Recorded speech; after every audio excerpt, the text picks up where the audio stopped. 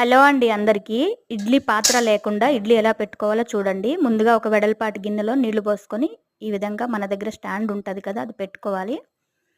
తర్వాత చిన్న బాక్సులు, మూతలు మనకి ఏ సైజు కావాలంటే ఆ ప్లేట్లో పెట్టుకోవచ్చు. టిఫిన్ ప్లేట్లు అయినా పర్లేదు. నేనైతే బాక్స్ మూతలో పెట్టాను. మూత చక్కగా కడిగేసి పిండి వేసే ముందు ఒకసారి తడి చేసుకోవాలి. నెయ్యి కానీ నూనె కానీ అప్లై చేయను నేనైతే. కొంతమంది చేస్తారు, నూనె పెడతారు.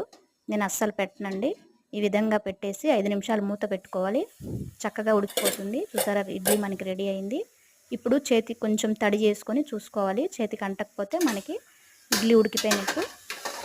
ఇలా అట్ల కాడతో తీసి ఒక 5 నిమిషాలు పక్కన పెట్టాలి.